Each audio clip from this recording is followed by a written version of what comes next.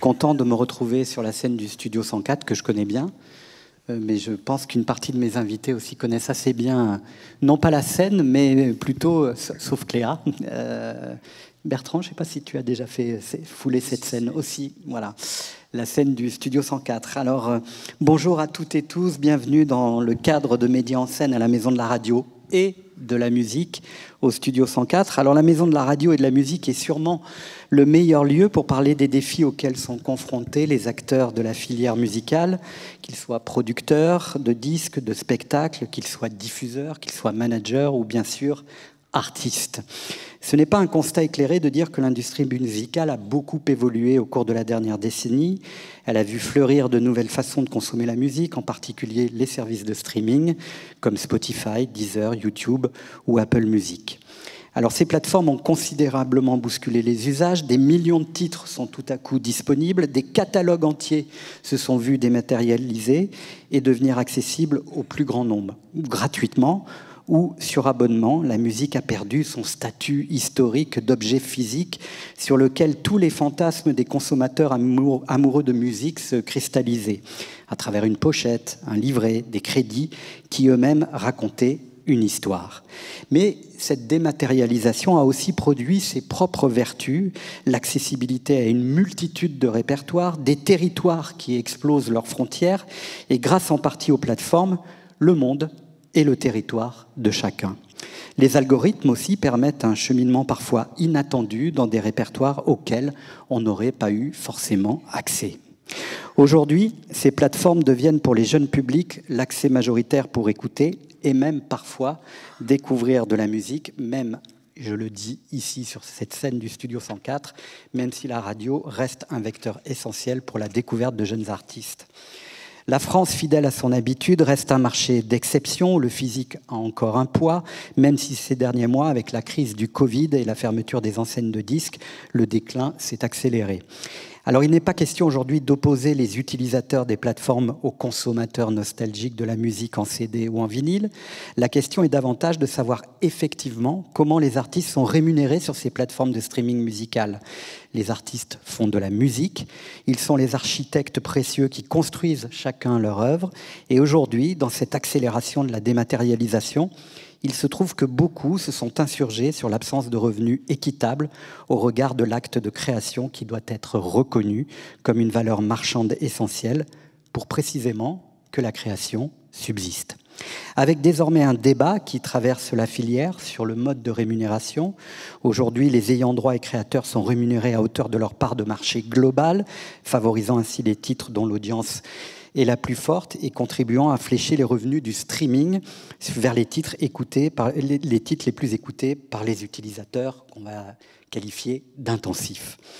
Face à cela est apparu un autre modèle, le user-centric, le user-centric payment, qui permet quant à lui de répartir le montant d'un abonnement en fonction des écoutes réelles de l'utilisateur. L'abonnement est distribué uniquement aux ayants droit des titres écoutés. Alors pour parler de cette question centrale qui a trait à la rémunération des artistes sur les plateformes de streaming, autour de cette scène, merci d'accueillir une artiste qui connaît bien notre Maison de la Radio et de la musique, Cléa Vincent, autrice, compositrice, interprète, et signée dans un label indépendant dont je souligne le nom, Midnight Special Records, depuis au moins 10 ans, une dizaine d'années. Antoine Monin, DG de Spotify France, Bertrand Burgala, à la fois artiste, producteur, patron de label, ce label légendaire, Tricatel, et aujourd'hui président du SNEP. Le SNEP, c'est le Syndicat national des éditeurs phonographiques. Et enfin, Vincent Frerbeau, créateur, géniteur, directeur général du label indépendant Tôt ou Tard, qui fête cette année ses 25 ans, avec des artistes aussi emblématiques que Vianney, Vincent Delerme, Yael Naïm, Albin de la Simone, Chaka Ponk où Clou et Noé préchauffent, entre autres, mais il y en a bien d'autres. Bonjour à toutes et tous, merci d'être là. Et la première question, elle va être toute simple. Cléa, Vincent, Bertrand, comment avez-vous perçu le streaming au commencement de son histoire? C'était quoi pour toi le streaming, Cléa? Alors, avant tout, comme je suis une passionnée de musique, pour moi, c'était révolutionnaire et incroyable de pouvoir écouter à l'infini, de retrouver tous les albums de Bertrand Burgalat, de Mathieu Bogart. Donc, avant tout, c'est moi qui suis une grosse boulimique de chansons, c'était une joie, clairement. Et donc voilà, je l'ai vécu en tant que fan de musique comme avec beaucoup de frénésie. On peut poser la même question à Vincent Frerbeau. L'arrivée du streaming, pour toi personnellement, ça s'est vécu comment? Alors en deux temps, selon que je me considérais comme utilisateur ou producteur.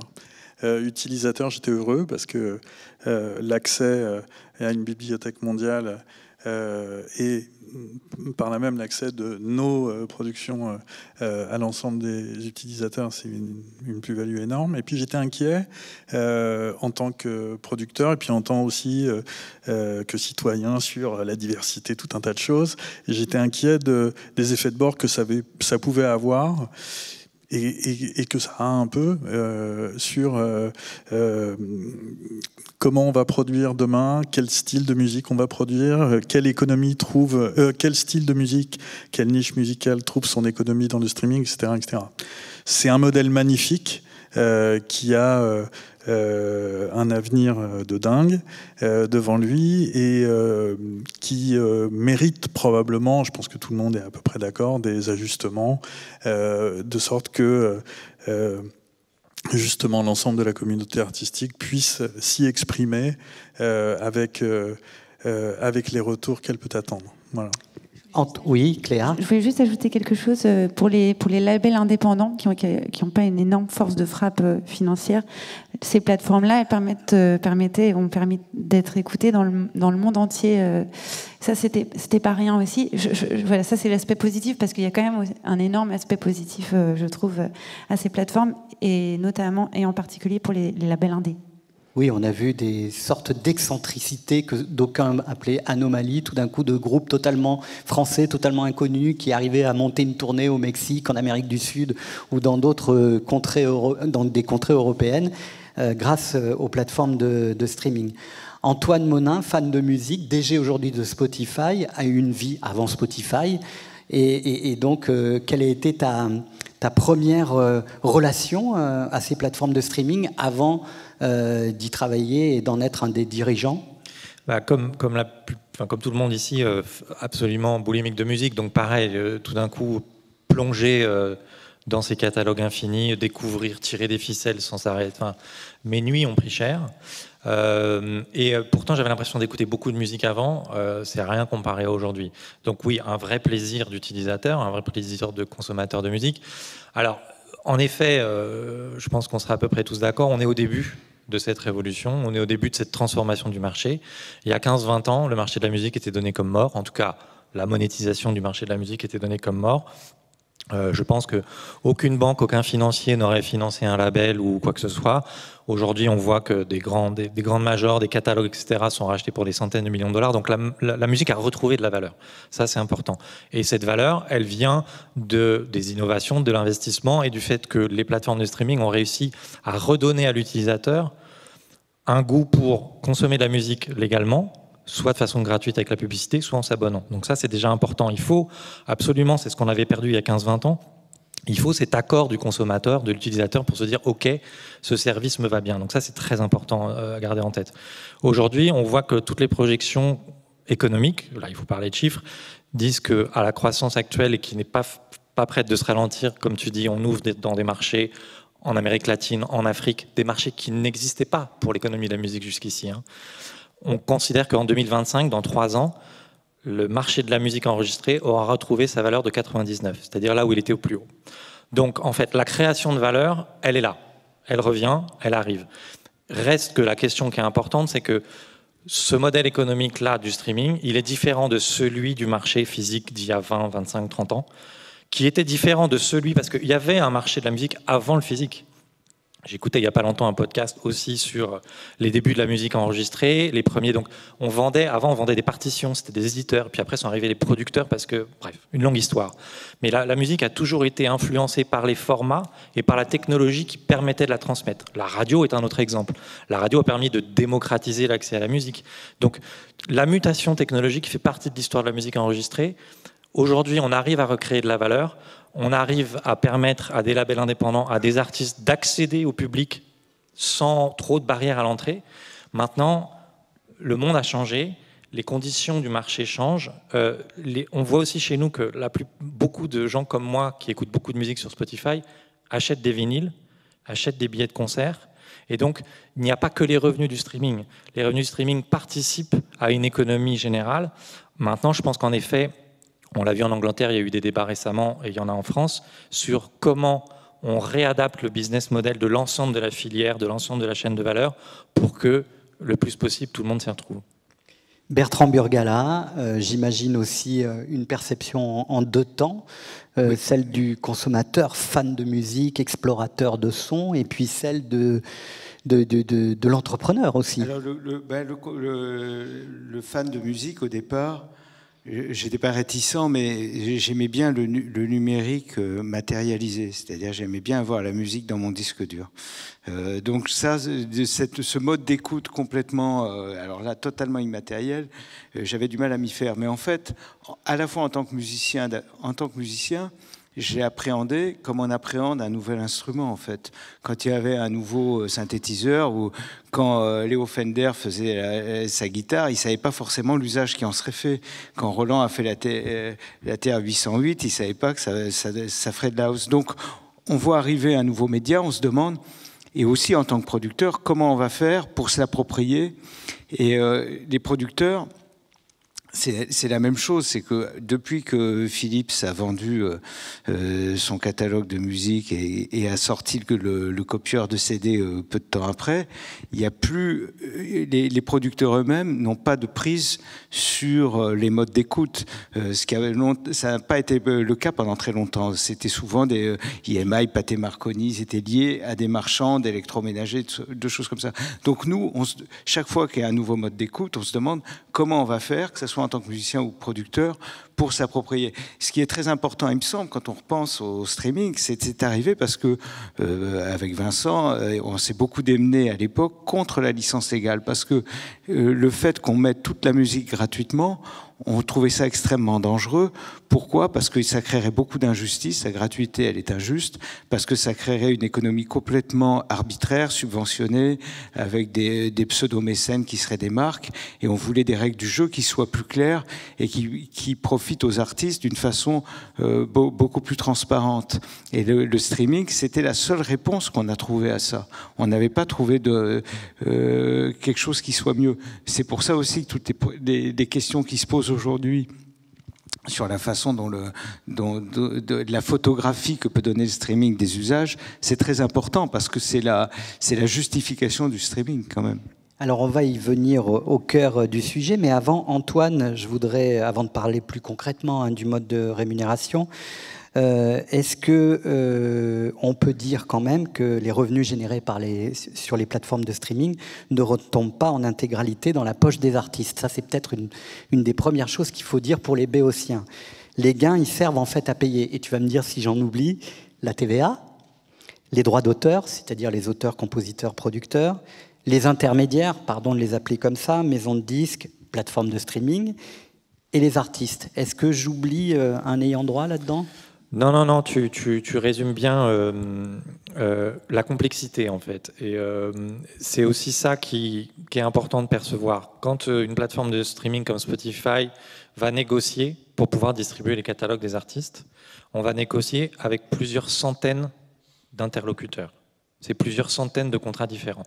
Des producteurs qui ont l'enregistrement physique, qui vont reverser une partie à l'artiste-interprète, et les représentants de l'œuvre intellectuelle, les auteurs-compositeurs qui sont représentés par les sociétés de gestion collective, les éditeurs.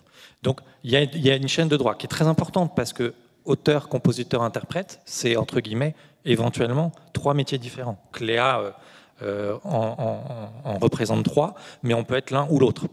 Et donc il y a différents ayants droit qui représentent ces différents métiers. On peut avoir les 3 comme on peut en avoir qu'un. Donc une plateforme comme Spotify va négocier plusieurs centaines d'accords avec des conditions qui sont relativement similaires les unes aux autres. Mais il n'empêche que la lisibilité ensuite, nous on va reverser à peu près plus des 2/3, un peu moins de 70% de ce qu'on génère à l'ensemble de ces ayants droit, aux producteurs phonographiques, aux éditeurs et sociétés de gestion collective. Ensuite, comment cela est redistribué selon les artistes, on ne peut pas le savoir et c'est au cas par cas selon la nature des contrats de l'auteur-compositeur ou de l'artiste, etc. Voilà, le contrat qui lie l'artiste à son producteur. Exactement. Donc, et il n'y a pas un modèle. Alors, il y en avait principalement un, on va dire, à l'époque du CD, parce qu'on était sur un modèle de distribution physique. Aujourd'hui, l'ouverture du marché, la numérisation, etc., ont bouleversé les métiers des producteurs et les modèles. Donc, les modèles de contrat bougent, les modèles de licence bougent, et on est encore, je pense qu'on est, ce qu'on disait au début de ce changement de modèle, et il faut que chacun, auteur, compositeur, interprète, artiste, producteur, éditeur, y trouve sa part. Je pense qu'on est encore dans un héritage d'un modèle précédent qui est progressivement en train de s'adapter à ce nouveau modèle. Justement, je trouve que les débats qui ont lieu en Angleterre récemment avec l'enquête parlementaire et les propositions qui ont été faites par les représentants des artistes sont extrêmement intéressantes. Et c'est le début de ces débats qui sont hyper importants pour l'ensemble de la filière, qui est la répartition sur la chaîne de valeur. On ne peut pas considérer que le prix de fabrication et de distribution d'un CD est la même économie que le prix de mise à disposition d'un fichier. Les artistes ont besoin de représentants, de personnes pour les défendre, pour développer leur carrière. Les métiers changent et il faut qu'avec ça, l'ensemble de l'économie de la filière s'adapte. Alors, pour ceux qui trouveraient ça quand même tout de même un peu nébuleux, parce que nous, on fait partie de cette industrie, de cette filière ou de cet artisanat, c'est selon. Je vais demander à Cléa Vincent, en fait, aujourd'hui, question simple, comment touches-tu, combien touches-tu sur tes titres en streaming? Alors justement, pour donner une bonne idée. Donc il faut séparer droit d'auteur, en ce qui me concerne, séparer droit d'auteur et royalty. Donc droit d'auteur, c'est la SACEM. Royalty, c'est mon label, c'est ce que me reverse mon label. Donc côté royalty, j'ai appelé le directeur de mon label pour qu'on fasse un point ensemble. On est tombé d'accord sur un chiffre, on a fait une moyenne mensuelle. En moyenne, je fais 650 000 streams par mois. Et ça me rapporte, donc sur mon compte bancaire, à la fin du mois, si on peut dire des choses comme ça représente 400 €. Ça, c'est la partie royalty. 650 000 streams par mois, ce qui est pas mal, hein, 650 000 streams par mois, rapporte 400 €. Voilà. Ensuite, il y a la partie droit d'auteur. Et donc, les droits d'auteur issus du streaming, ça, c'est une moyenne que j'ai été chercher sur le site de la SACEM, on est à environ 150 € par mois. Donc, ça veut dire que 400 plus 150, ça fait 550 € par mois. C'est ce que me rapporte le streaming. Après, on sait pardon de t'interrompre. Est-ce que c'est très différent de l'époque où tu étais, si j'ose dire, en physique ? Alors, je suis de la génération qui a très peu connu le disque physique. À l'époque de... En plus. J'avais été signée chez Polydor pour mon premier album qui n'est jamais sorti. Et le deal de mémoire, c'était environ 8%, probablement du chiffre d'affaires. C'est important, en fait. On va préciser ce que Cléa dit. C'est-à-dire que si Spotify si le distributeur reversait 65% au label, le label reversait 8% de ces 65% à l'artiste. C'est ça. Donc ça n'aurait pas été faramineux non plus. Et puis à nouveau, tout ça, ce sont des vases communicants parce que je ne veux pas prendre le parti des plateformes de streaming non plus. Je suis là pour réfléchir avec vous. Mais tout ça, c'est des vases communicants parce que d'être écouté dans le monde entier, ça veut dire aussi des concerts. Enfin, tout ça, ça se nourrit. Voilà. En tout cas, en l'état, je peux vous le dire. Donc, c'est autour de 500 € par mois. C'est ce que me rapporte le streaming sur mon compte bancaire. Après, mon deal avec Midnight Special Records est un très bon deal. Donc, je fais partie des artistes qui sont plutôt avantagés. Plutôt considérés, sur le plan du contrat de licence. J'allais poser la même question à Bertrand. J'ai regardé l'autre jour sur Discog, j'ai travaillé sur 840 disques. Il n'y en a pas beaucoup qui ont marché, hein. Mais même ceux qui ont marché, c'était la même économie. Je suis souvent passé d'un extrême à l'autre. J'ai aussi eu des disques de diamant en tant que compositeur ou un truc. Mais à chaque fois, l'économie de tout temps de la musique, quand on sortait un disque, l'artiste avait une avance. Et c'était très rare, encore pire dans les contrats anglo-saxons, qui recoupent cette avance. Et on allait d'une avance à une autre, etc. Donc ces chiffres-là qui sont en même temps, qui paraissent dérisoires, c'est ce qui est, je vous dis des paradoxes. Ce qui est marrant, c'est qu'avec le streaming, en fait, on a reproduit, et c'est pas du tout un reproche, on a reproduit l'économie d'avant. C'est-à-dire qu'on a refait un hypermarché. On a les têtes de gondole, on a les distributeurs. Nous, en tant que label, on doit passer par des agrégateurs, par des distributeurs numériques pour rentrer dans cet hypermarché. Et donc, finalement, on se retrouve à peu près avec la même situation. Et c'est déjà... c'est intéressant. Ce qui est marrant, c'est qu'à la fois, il y a très peu d'argent, parce que c'est des chiffres. On dit, tiens, actuellement, ils font des milliards et des milliards. Donc, tout le monde a l'impression que le streaming génère des fortunes, mais c'est encore très balbutiant quand on le ramène au niveau des deux choses qui sont les plus importantes pour la musique enregistrée, les artistes et les producteurs. Tout le reste, j'ai rien contre les avocats, contre les managers, c'est important, mais ce qui crée la richesse au départ sont les artistes, les musiciens, et les auteurs, les compositeurs et les producteurs. Et c'est vrai que les chiffres sont encore très bas, mais ce qui est marrant, c'est qu'on passe un temps fou, par exemple, on nous demande de faire une rémunération minimale, une rémunération proportionnelle pour les musiciens sur les enregistrements, on rentre dans des choses complètement bureaucratiques, alors que les sommes sont encore extrêmement symboliques. Ce qui est intéressant aussi, et je vais poser la question à Vincent Frerbault, en posant la question à Cléa Vincent, qui avait préparé aussi son petit état des lieux économiques, on a l'impression que c'est quand même extrêmement complexe, quoi, qu'il faut au moins avoir fait bac plus 5 et plutôt du côté des maths pour pouvoir comprendre un peu ce qu'on va toucher au bout du bout. Non. Je trouve pas, non. Il y a une petite gymnastique. Après, c'est très difficile de... Alors moi, j'ai rien préparé parce que tu as eu la gentillesse de m'inviter hier à 20h. Ouais, mais on peut le remercier d'ailleurs parce qu'il a remplacé au pied levé un absent qui a... Les absents ont souvent tort. Voilà. Allez.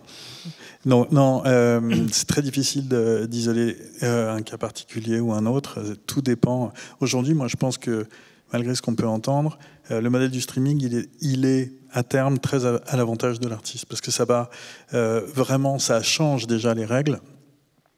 Et après, la rémunération de l'artiste, elle est proportionnelle à son besoin, en fait. Donc un artiste qui démarre, qui n'a... moi, par exemple, j'ai démarré avec Vianney pour parler d'un des plus récents, il n'a ni compte Instagram, ni Facebook, il n'a jamais fait de concert, il n'a jamais fait de disque, il n'a rien fait, il part de zéro. Vous imaginez bien que la relation contractuelle que j'ai avec lui n'est plus la même en 5 ans, 6 ans. Donc, de la même manière, l'accès à une distribution mondiale par les artistes via les plateformes de streaming au public donne des ailes à beaucoup, notamment dans les musiques urbaines. On rencontre énormément d'artistes producteurs aujourd'hui qui ont considérablement réduit leur dépendance au label. Et ce faisant, qui ont considérablement augmenté la proportion de leurs revenus en provenance du streaming. Donc vraiment tout ça, c'est difficile de faire de prendre des cas particuliers. Moi, je sais que les revenus de notre label en streaming depuis 4 ans ont quadruplé, en vérité. Quadruplé parce que le streaming donne un accès illimité au back catalogue de nos artistes, et quand on a... ce qui est mon cas, Mathieu Bogars dont tu parlais, Vincent Delerme, et des tas de gens qui ont des albums déjà depuis 20 ans. Dans le monde d'hier, on ne trouve pas un album de Vincent Delerme ou de Mathieu Bogars chez Carrefour. En revanche, on y a un accès illimité. Ça donne, ça permet une activité et une économie qu'on n'imaginait pas une seconde avant. Donc là, je prends un exemple. Franck Gastambide a passé un nos disques l'autre jour dans l'émission En Aparté. Nos chiffres de streaming, qui est un disque d'un collectif qui s'appelle Roseau, qu'on a sorti il y a 7 ans. Merci. Antoine, mais les chiffres de streaming depuis 3 jours sont hallucinants. Dans le monde d'hier, ce disque-là, il était plus trouvable nulle part, et du coup, il n'y avait pas de revenus possible. Ça permet un peu des accidents heureux aussi. Hein. Voilà, on l'a vu assez souvent. Donc après, les questions qu'il faut se poser, je pense moi, c'est sur la justesse de la répartition de la valeur. C'est une question qui se pose avec les acteurs du monde entier et avec qui soient les plateformes, les producteurs, les artistes, etc. Alors précisément, sur ce mode de rémunération, je vais profiter de la présence d'Antoine, qui doit partir un peu plus tôt que les autres. Je disais dans mon préambule qu'il y avait 2 modes de rémunération en fait en débat. Pourquoi aujourd'hui Spotify pour l'instant n'épouse pas la cause du user-centric, et on peut peut-être rappeler la définition de ce dispositif de rétribution. Je fais juste une toute petite aparté, parce que ce qui est important quand Cléa explique ces chiffres, et qui me semblent normaux, le développement du streaming en France est encore à ses débuts. On est à peu près à 20% d'adoption d'usage du streaming en France pour l'instant, c'est important de le rappeler. Donc pour l'instant, ce sont les jeunes, mes fils ados, je les adore, ils saignent les albums de rap français qui sortent, c'est super, mais une population un peu plus âgée, qui écoute un peu plus de variétés françaises, etc., elle n'est pas encore passée au streaming. Des marchés comme l'Angleterre, les pays nordiques ou les États-Unis, qui sont beaucoup plus matures en termes d'adoption du streaming, on voit que la consommation s'étale sur des genres, la pop, qu'on va considérer comme le jazz, etc. Donc, c'est ce que je disais dans mon préambule, on est une exception culturelle avec encore... Exactement. Donc pour l'instant, des catalogues comme celui de Cléa ou celui de beaucoup d'artistes de Vincent ou de Bertrand sont moins consommés en streaming que d'autres. C'est normal. Nous, notre objectif chez Spotify, c'est la croissance. Il faut qu'en France, d'ici 2, 3, 4 ans, on soit à 30, 40, 50, 60%. Quand on sera à 50, 60% d'adoption du streaming en France, pour commencer à répondre à ta question, je pense qu'on pourra commencer à poser un diagnostic en se disant, bon alors, on en est où de la consommation des genres de musique? Est-ce que vraiment le jazz, la musique classique, etc., comment ça s'adapte et comment l'économie s'adapte? Aujourd'hui, il est un peu tôt de poser ce diagnostic-là sur le marché français. C'est pour ça que le débat de user-centric est important. Il se pose moins dans des pays qui sont matures. Quand je discute avec mes collègues américains ou anglais, ils ne comprennent pas forcément ce débat-là parce que pour eux, les marchés sont matures. Donc, c'est pas tant... Alors, je vais faire vite. Le user-centric, c'est changer de la clé de répartition entre les artistes. On passe d'un modèle au prorata à un modèle à l'écoute nominale, on va dire. Donc, on change la clé de répartition. On n'augmente pas la taille du gâteau. Hein. C'est juste qu'on prend à quelques-uns pour donner à quelques autres. Donc, il y aura des gagnants, des perdants. Nous, Spotify, on n'a pas de point de vue là-dessus, dans le sens où si la filière se met d'accord pour dire bah, c'est ça le modèle qu'on veut, on l'adoptera. Ce qu'on veut vraiment passer comme message, c'est qu'aujourd'hui, pour nous, la croissance, elle est devant nous. Et on veut mettre nos ressources, nos investissements pour convaincre de plus en plus d'utilisateurs d'utiliser le service qu'ils veulent, en gratuit financé par la publicité, en abonnement, famille, comme ils veulent, mais de se convertir à cet usage-là, parce qu'ils vont aller voir plus de concerts, parce qu'ils vont probablement acheter des vinyles, etc. Donc si je comprends bien la position de Spotify, c'est on n'est pas hostile, mais il faut attendre de voir si les modes de consommation est le même finalement que dans d'autres pays qui sont plus avancés que nous. Exactement. Il y a quand même des partisans du user-centric, dont fait partie Vincent Frerbeau. On posera aussi la question à Cléa Vincent. Et je serais très curieux d'avoir à la fois l'avis du producteur indépendant et du président du SNEP sur ce sujet, puisqu'on sait que le Centre national de la musique s'est aussi emparé et n'a pas eu un arbitrage aussi clair et aussi favorable au user-centric qu'on pouvait l'attendre. Vincent. Bon, nous, on a beaucoup ces conversations-là en privé, par ailleurs, donc on sait exactement ce qu'on pense de tout ça l'un et l'autre. Mais il y a juste un truc dans ce que tu dis, Antoine, qui est pour moi, où je fais une petite correction, c'est que quand tu dis il y a des styles moins écoutés, oui, évidemment, mais il y a surtout des styles écoutés différemment. Et ça, pour moi, c'est essentiel, en fait, dans le débat, parce que pour peut-être tout le monde ne sait pas comment est réparti ça, mais pour le faire, il ne m'en veut pas, très caricatural. Didier Varro écoute une fois l'album de Cléa Vincent, ça c'est pas gentil parce qu'elle est là, mais une fois l'album de... Non, mais c'est pas évidemment un jugement de qualité.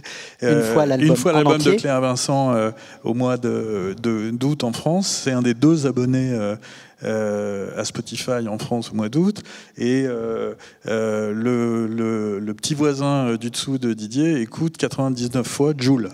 Dans le même mois, au même moment, dans la même donnée de temps et de lieu. On pourrait se dire que l'abonné qui écoute Jul va payer Jul et celui qui écoute Cléa va payer Cléa. C'est un peu plus compliqué que ça. Il y aura 99% des écoutes pour Jul, donc 99% des rémunérations pour Jul et 1% pour Cléa Vincent. Le user-centric rééquilibre ça, puisque c'est un modèle qui propose tout simplement que, dans ce cas-là, l'abonnement tout entier de Divaro aille à Cléa Vincent et à aux ayants droit, à toute la chaîne de production, du droit d'auteur, etc., autour de son projet. Alors, ça change beaucoup. Ça change beaucoup parce que ça permet, à un terme que je ne suis pas capable d'évaluer, ça permet de reconstituer un marché juste. C'est-à-dire que chacun, quel que soit son genre de musique, quelle que soit l'esthétique musicale, qu'elle ait une destination ultra commerciale ou pas, de trouver la juste valeur de son projet et donc à une chaîne de se remettre dans une logique de production, d'écriture, de création diverses. Parce qu'aujourd'hui, hélas, et malheureusement le marché est ainsi fait dans le monde entier, donc les chiffres me contrediront pas, le marché aujourd'hui, c'est 20% des références qui captent 80% de la valeur. C'est-à-dire que, alors ça peut être, il y a Alexandre Lage qui est là, qui connaît bien les chiffres et qui pourrait me corriger parce que je pense que je dis une connerie, ça doit être de 25 ou je sais pas quoi, enfin bon, peu importe. Mais l'idée, c'est ça, c'est cette proportion-là. Et c'est réellement problématique parce que derrière, d'abord, ça ne correspond pas au marché de la musique. Le marché de la musique, c'est pas uniquement le streaming. Le marché de la musique, c'est bien sûr le streaming, c'est encore un petit peu de physique en France et même beaucoup en France en tout cas, dans le monde de moins en moins, mais en France beaucoup. C'est les concerts, c'est la radio, c'est tout ça. Donc le marché, un 100% de la musique, c'est cet ensemble-là. C'est pas uniquement le streaming, mais dans la musique enregistrée, le streaming, les revenus du streaming est capté par grosso modo des modes d'écoute qui sont des modes d'écoute compulsifs qui correspondent à une tranche d'âge. Donc nous, aujourd'hui, on se retrouve à constater que si on ne fait pas un peu bouger les lignes rapidement, enfin à terme, on peut se retrouver avec une espèce d'énorme machine à produire de la musique pour les moins de 15 ans.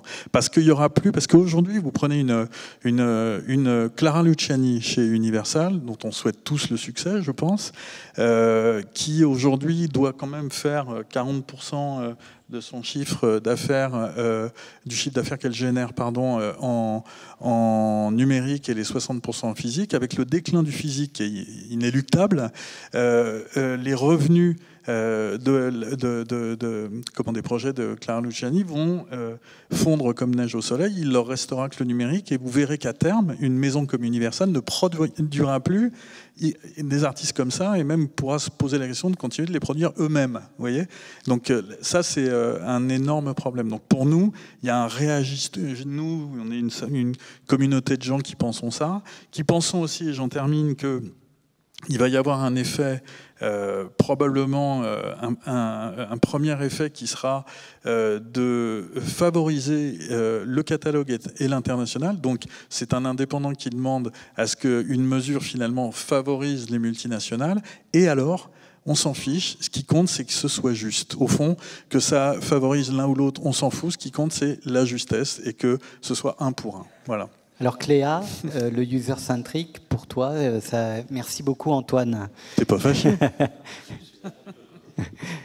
Eh ben oui, c'est ça, c'est qu'aujourd'hui la clé de répartition, c'est un système pyramidal en fait, enfin, si je comprends bien, et qui est effectivement pas forcément hyper juste.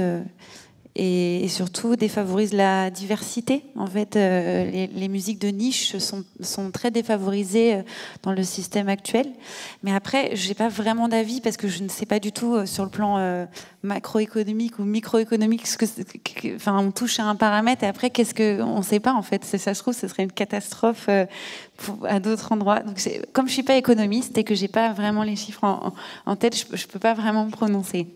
Mais après, je suis pour la diversité musicale. On va demander au président du SNEP, qui connaît bien le rapport qui a été publié par le CNM, qui pointe quand même un certain nombre d'effets pervers du user-centric. Je pensais juste, avant d'oublier, une chose que disait Vincent, qui est très intéressante, parce qu'il parlait de 20% et 80%. Et quand je disais tout à l'heure qu'on a recréé un hypermarché, c'était exactement, je me souviens, il y a 20 ans, d'entendre Thierry Hidou, qui dirigeait le disque à la FNAC, il parlait, je sais pas qui, j'entendais parler de 80-20, les 80-20, et en fait, je lui dis, mais c'est quoi? Il me dit, bah, c'est les 20% d'artistes qui font 80% du chiffre d'affaires. Donc on s'est retrouvé exactement avec la même chose. Alors moi, en tant qu'artiste, en tant que producteur, ce que j'aimerais, c'est qu'on soit, et c'est normal, c'était l'âge de pierre du streaming, non pas qu'on se dise on va favoriser tel ou tel type de musique, il ne faut pas qu'on soit comme ça catégoriel, mais se dire il faudrait que la photographie qu'on a du streaming soit la plus proche possible de l'usage réel. Et c'est vrai qu'il y a eu des génies du marketing qui se sont appropriés le streaming. Justement, quand je disais on s'approprie un instrument de musique, il y a certains types de musique, certaines personnes qui ont été brillantes, qui ont fait un marketing très adapté et qui ont réussi à utiliser toutes les failles du système. Donc il faut simplement, quand on va revoir ce système, parce que c'est évident que dans 5 ans, dans 10 ans, on ne sera pas dans le mode de comptabilité actuel, en revanche, il faut qu'on évite à tout prix qu'on n'induise pas de nouveaux effets pervers. Et pour ça, il me semblerait que la meilleure chose à faire, ça serait non pas de faire des espèces de réponses les uns avec les autres, avec les plateformes, mais de se mettre autour d'une table et qu'on dise quel serait pour nous le système idéal. Sur le principe, on est d'accord que Vincent, qui m'écoute 5 fois par semaine, par exemple, j'aimerais bien que ça profite pas à PNL, à Joule, à des gens très sympathiques. Mais moi, quand j'écoute Vianney toute la journée, je voudrais aussi que ça lui profite. Mais je pense qu'on a tendance. C'est pour ça que parfois on dit qu'il faut faire des études. L'étude, elle ne doit pas être pour savoir qui ça va avantager. Quand on dit on va changer la règle au football, on ne se demande pas quelle équipe ça va favoriser. Et on veut juste avoir quelque chose. Mais il faut pas. Et ça, c'est un des signes positifs de la musique aujourd'hui. C'est qu'il y a eu un petit retour de la malhonnêteté qui est un signe de croissance. Donc, il faut qu'on arrive à anticiper ça. Mais je pense qu'on va y arriver. Je sais qu'il faut qu'on termine. Didier, symboliquement, on est à la Maison de la musique et de la radio. On a parlé de chiffres tout à l'heure avec Cléa Vincent. Tu as un chiffre aussi qui est assez significatif. C'est ce que te rapportent tes chansons quand elles passent à la radio. Alors oui, tout à fait. Alors ça, j'ai fait la somme de tout ce que j'ai gagné comme droit d'auteur grâce à la radio et beaucoup à France Inter, je dois le dire. Et je l'ai comparé aux droits d'auteur du streaming. Donc, pour 35 millions d'écoutes, c'est la somme de toutes les écoutes que j'ai depuis 2016. 35 millions d'écoutes. J'ai touché 8 000 € de droits d'auteur issus du streaming. Et 12 000 € grâce à la radio, sachant que j'ai pas non plus un nombre considérable de passages à la radio. On sait que c'est vrai, on est nombreux à vouloir passer sur France Inter, et ça fait pas, je sais pas, moi je pense que je suis entre 100 et 200 passages par single. Donc en fait, on est autour de 500-600 passages radio contre 35 millions d'écoutes. Et voilà, donc juste simplement pour dire que la radio est un des postes qui rapporte le plus en droit d'auteur aux artistes, et que c'est hallucinant si on compare au streaming. Voilà. C'est une façon de conclure qui est un peu terre à terre, mais qui marque quand même aussi la force et la puissance du service public, voilà, entre autres, mais pas que.